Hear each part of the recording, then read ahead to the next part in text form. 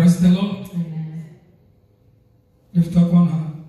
Say, Lord, confirm this word to me. Let it bear for me fruits. That when I go back, I will never forget it. In Jesus' name.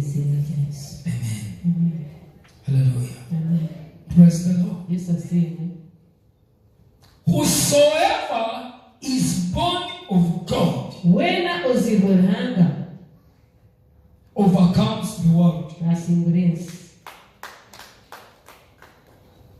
What does that mean? These words were spoken by the servant of God because he had tested on the goodness of God. He had seen God. Praise the Lord. He had enjoyed his presence. So he came to know that when he has God, he's born of God. The enemy is joking. Now, let me bring it this way. Why do we have attacks? Why do we have confusions? Why do we have disappointments? It is because we are lacking one thing: the knowledge of what we are.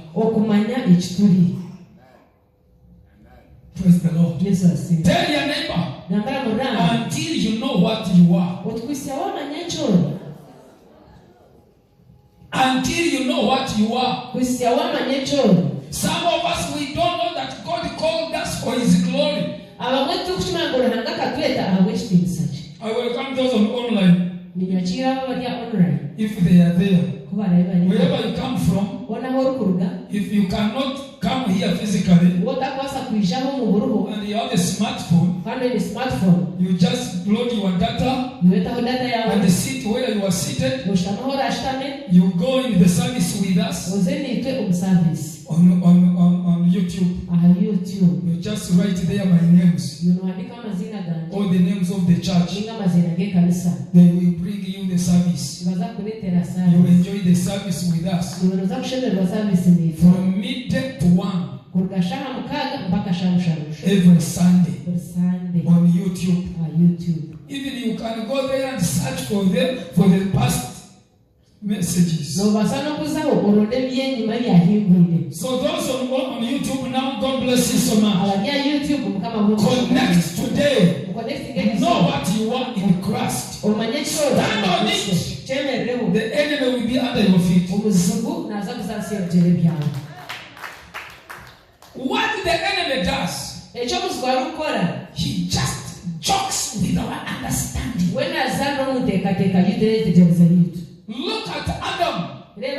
In Genesis chapter 3, the Bible says Satan came in the form of a snake and asked a woman, not a man. So the devil is tricked. He first saw a woman having gone to get fruits. He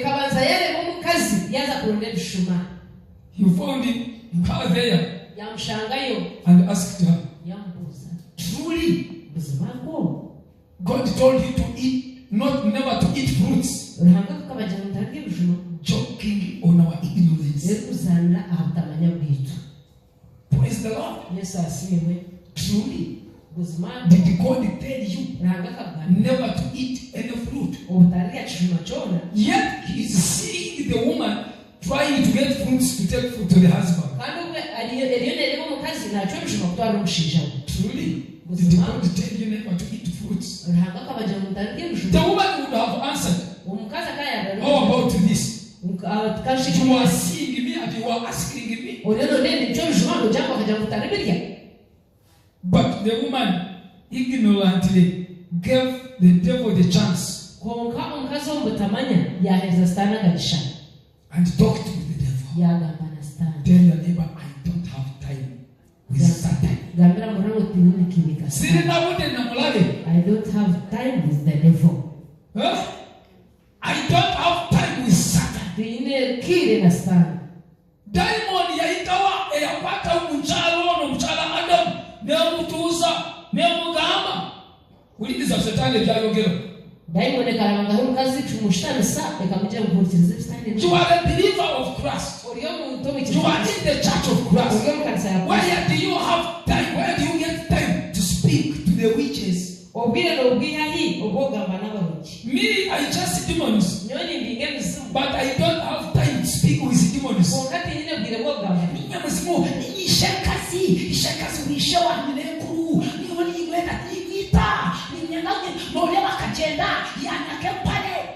Foolish. I don't have time to speak with demons. But there are pastors who enjoy that. Ojo. No message. Weza no message tugambi omusimu ongambire nyowe nkubuze omusimu ongambire. I don't know where you're getting. From today, learn to silence the enemies. Learn to silence your enemies. Learn how to answer your enemies. You must know how to answer your competitors. You have to know how to reply the opponents. The devil is still the other devil. Is still the same devil. Hallelujah. Amen. The same devil that attacked Eve in the Garden of Eden is the same devil we are having today. Kamugabi amamala kajira ngustane ngweni simu nesala ngwekanya elezani jo kugamba nguhanga kahanga yaheza akahangeni oyo yaheza neni simu naye kajanga yazaba atumanye nizime kahanga ruhanga na stade kahanga ruhanga kwa wakaba atajahanjire mu hakanse stade ka stade yaheza pakansa ruhanga emisimu bakajete emisimu abo pakansa ruhanga katsapotinga stade kwa kabona bakaba bali bamalika baruhanga barunji nicho kureba bachwezi wazo bachwezi ne baja bamalika barunji ne muraba huri irejo uko wanyitibiriyo nabateze bamahembe babeta bamalika barunji. Those are demons. But they fail because of opposing the will of God. Man was created and formed here, the devil. He doesn't produce. Stand take sa. Bible nejira ku kimwe cyakasha tucabamarika kikanagwa hanayo. Neri zo bakikiri kimwe cyakasha tucabamarika bingu. Tekzara kureka yo neberi minji. Yo na yayenda nejiro mu muntu nko mutwaro gumwe. Kuga tikugira mu mizimu ni minji. Owana cyaragereserete kagira gweje. Ngwizina ryawo turiricho. Mwako kwa tulibinji. Emizimu yo ni minji. So tekzara kureka kahangwa. Omuntu niwaya niwari kuzara ko kubaka yego mubiri. Ekiri kuzara ni cyakineki omubiri nibwo guri kuzara. Hallelujah. Praise the Lord. My daughter Favor has got my blood. But she doesn't have my spirit. We don't share spirits. We share blood. That means we share the body. You are trying to share with you the body, not the spirit. Okay? Praise the Lord. Surprisingly enough, more Pastor More has got good boys. Her and Margaret. They have boys. What annoys me? They don't have their blood. Abana muna yetu alirenda nkabona bwana nabo nkabakuza mazima aizeli yabo mshisha kinyine shagamani Eshaka machine yo.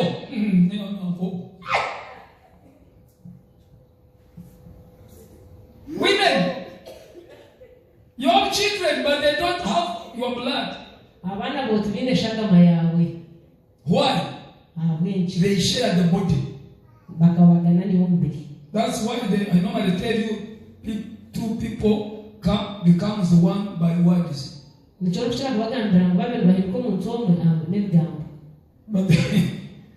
are you getting? But not by blood.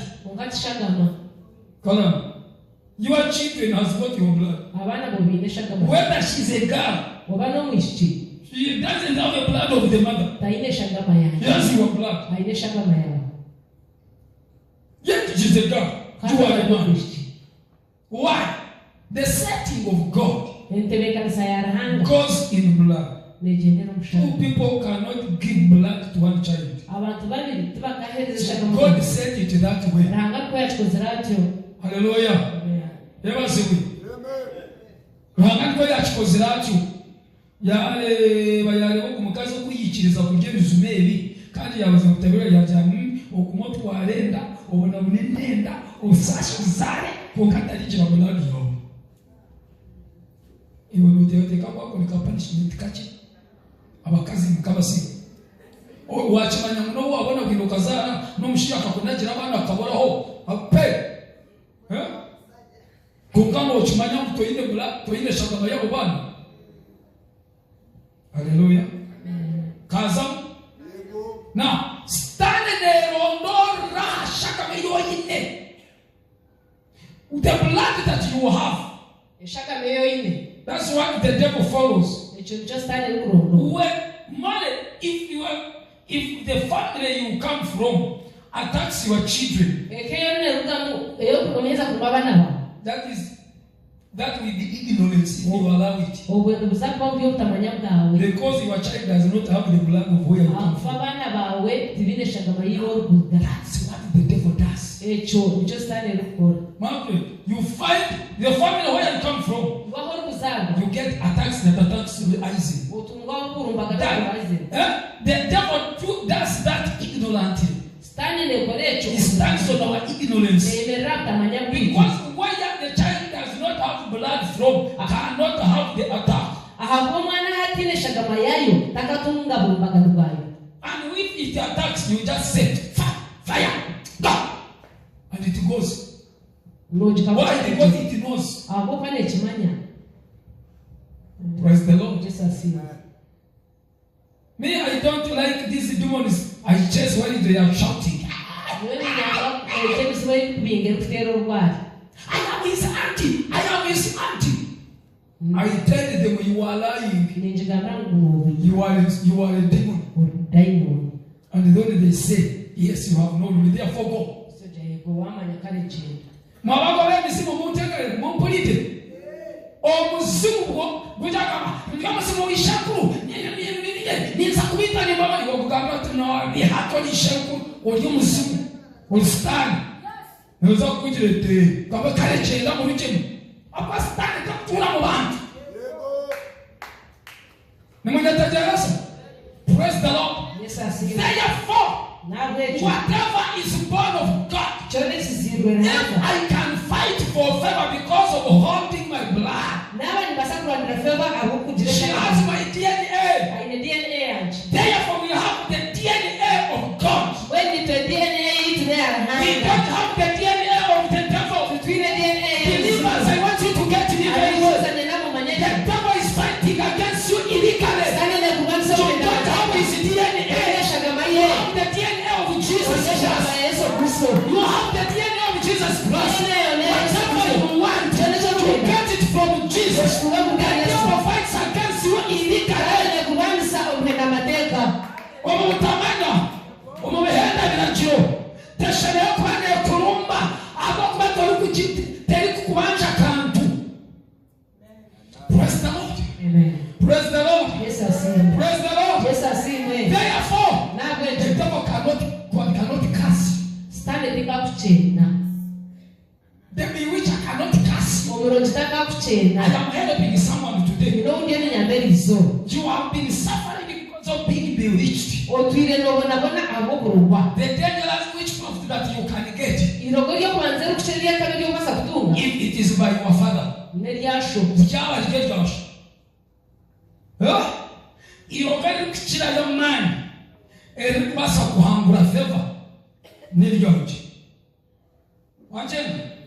Kokano yakubeli yanyina. Yage hindura na limusindikira mugaruriza. Ago kwanta tayine DNA yeje. Obani munyetetereza. Ahanta wote abatine DNA yawe bategeke. Abatine DNA yawe bategeke. Tine chwali kukubanja. Toine chori ineho. Tine chwali ineho. Ninyenda moyege kubategeka. Okameti kutegeka chowani. Iwa mama ti kutegeka chowani. Tine kuruga mchikachani. Hallelujah. Mama tu akuzoma blood. Nkashwera mushamba. Ito tuja wasamba. Na twazo mchika. Feva ti mushamba. Feva no mushamba. Yego. Wanjena. Na tuya ho Yesu tukamata halwajo. Na baki. Ajiwa wanyete kelezoma kama liwe na kuyambeli izo. Shopala we ya afile katata kuya afile. Mkama simu.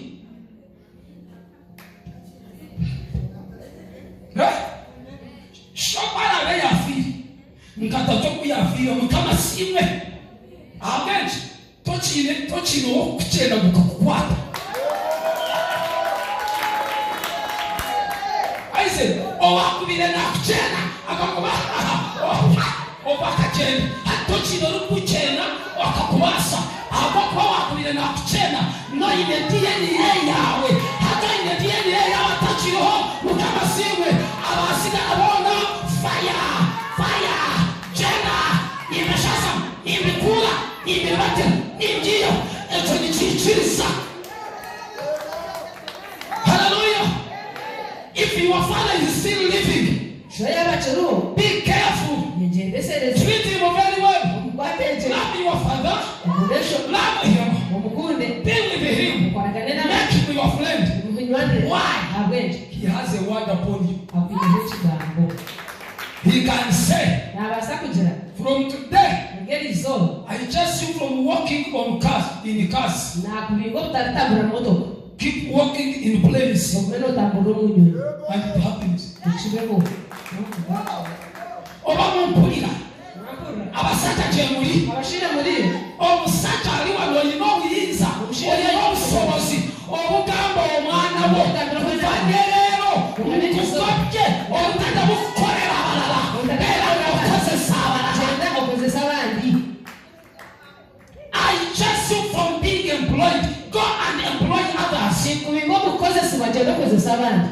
If you are a man, you have a mandate, you have what to do because you have the blood with that child. Praise the Lord. Hallelujah. Amen. Are you there? Are you there? We have the blood of Jesus. When something has tried to rise against us, I call upon the blood of Jesus. Ladies and gentlemen, today I have stood here to direct you and advise you to use what you are, know what you are, use what you have. There is something that you have that has been troubling you. What has been troubling you has been lack of faith. Lack of faith. Wherever you are, wherever you are viewing me from, wherever you are hearing me from, lack of faith kills a believer. Today, come up as a child of God. You have the blood of Jesus Christ. Your DNA is of God. You are a child of God. The Bible has said, whatever is born of God overcomes the world. And this is what overcomes the world. Our faith. A prayer that the devil cannot joke with is the prayer of a child of God who has faith. A prayer that is full of faith. eshara ejiro kwitiriza. Not this one of praying and you complain outside. Tete yokushabira aha ukikayero keto. You prayed today, you after 2 days you complain. Ukishabira izoba bwa nebyo. Someone with faith. Omuntu ino kwitiriza. Someone with faith. Omuntu ino kwitiriza. He doesn't even pray crying. Takabasa no kushabanarira. No, he prays somebody. Because he or she believes. Today the Lord has sent me to take someone back to faith. Go back to faith. Go back to the faith that Jesus made for you. Don't cry because they have despised you. You know, I normally dream falling into the pit. Then they are going to marry you. Are you a believer? Have you known you have God's DNA? When you clean the pit all the time, command the pit that it was written that whoever shall dig the pit shall fall into it. People in the language.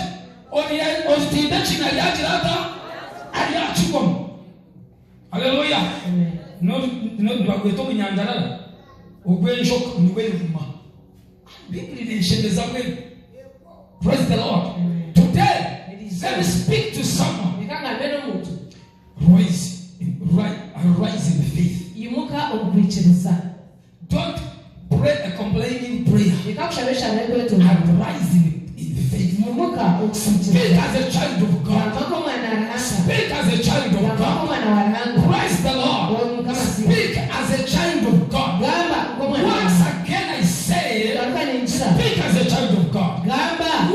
What we overcome for you is not much prayer. It is faith.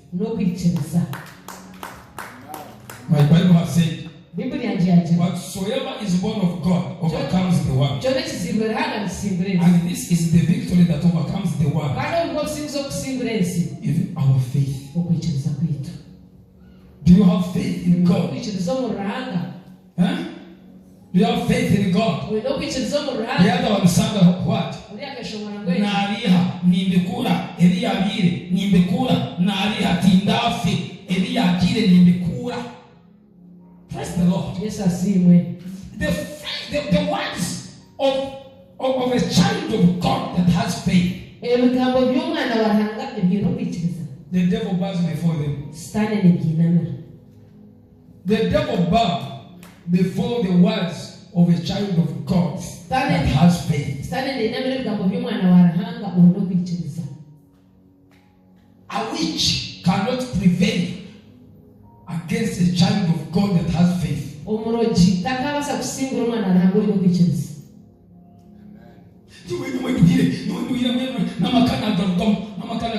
Praise God.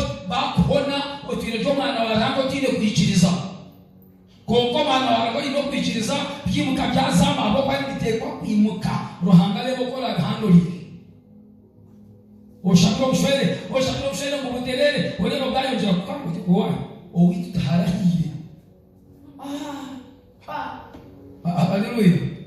Yabazuru. Owani taharahi. Kwa tarihi tu kwa kumenya no shona nyo. Tiwa wena baba. Yego. Owani taharahi. Konga no shona nyo. Kwambo na choni. Tahari wawe no mkazi. So niwe no te kwa kuchiro wawe na baro. Mkama simu. Hata roho mtakuja kama simu. Hangaka ngomorejeje. Ba peace. Peace wani nzima wana kabejo na shaka. Kama kajendeje zibujani. Kama kanyambezi. Toka vile achilia mozi. Hallelujah. Amen. Yes. Have faith in the word of God. There is a situation. Is it in your body? Rebuke it. Rebuke it. Me, there is when I wake up, when the pain has multiplied, I touch on it. I command it. Go and get where it multiply from, not on me. I'm serious. I'm the one telling you. That's my secret. When the pain has multiplied, I touch on it. On my body, I touch on it and command. Go and multiply somewhere, not on me. I don't even take water. I wait after a while, no pain. Praise the Lord. Hallelujah. Amen. The devil fears the word of faith. What overcomes the world is our faith. Do you have a debt? I want to pray for you today. You have to come out of that gate. I have faith. I have faith to bring money. I have the faith that brings you money. Let me tell you. Nino kukiriza okukuletera sente. Nobracho nilidekwe nawo kisitwamu okukiriza kutono. Nino kukiriza okukuletera omusajja. Sheneta situlo okukiriza wakiriza situlo okukiriza wikere mu. Ekintu kwetenga niwo kumisyo kwicaza nagwakire sande. Ne tukuba omulabi. Tero musugu. Yabasuwe Yesu. Amen. Yabasuwe Yesu. Amina. Yabasuwe Yesu.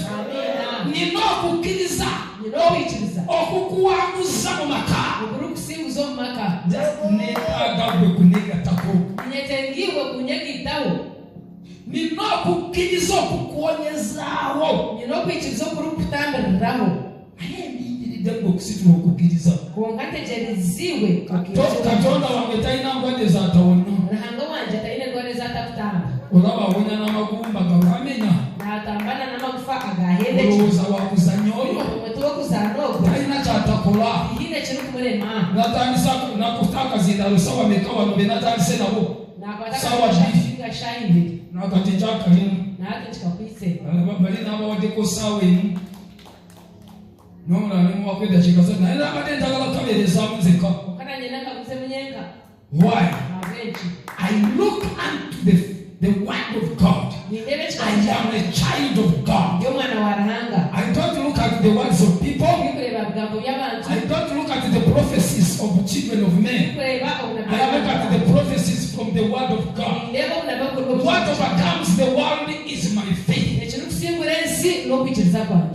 Where you are now, you are there because of that level of faith. Repeat it.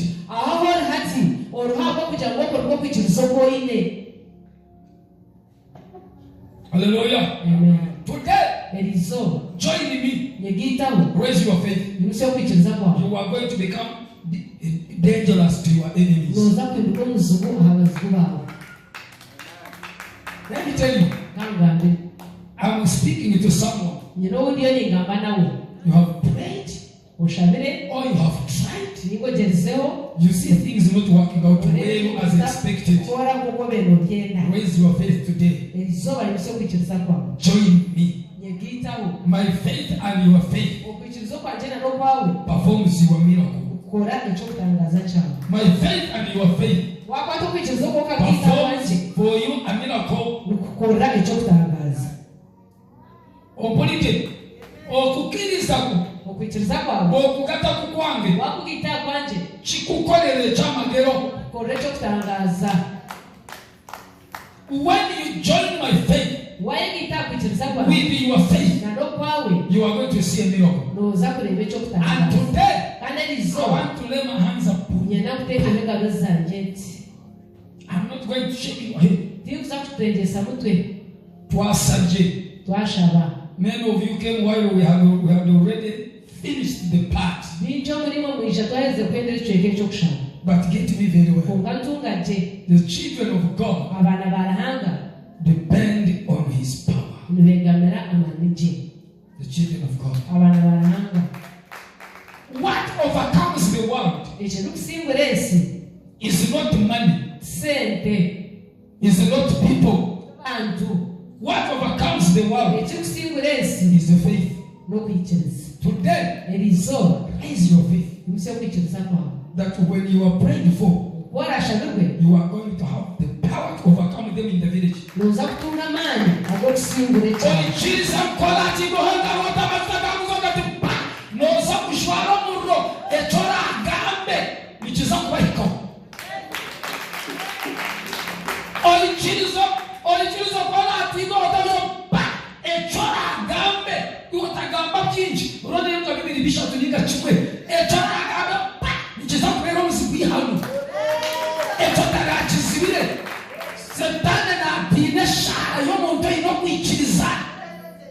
Hallelujah. Bible inasema shari inapokuichiriza, shari yokuichiriza inamano mukukora kwayo. Nichimaliza nga shari tali kuichiriza ne shishogire. Hallelujah. Have faith in the Lord. But today, multiply your faith. Say, I want it. I want people that can stand and say that I want it. Stand on your feet.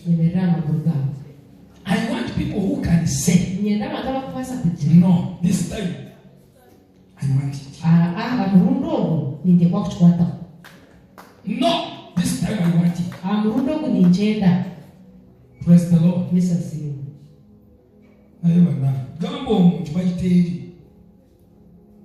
Praise the Lord. Praise the Lord. Praise the Lord. Someone who can decide and say no. This time I want it. This time I want it. What did you want? Don't ask for many. 1, 2, or 3. Praise the Lord. Have faith. Raise your faith. You want it. If you are still on media with us, have faith. Confess it. I want it. Say I want it. Someone say I want it. Say Lord I want it. Say it is this time only. I want it. It's this time only. I want it. I want it. I want it. Begin speaking it. Tell God. It is this time only.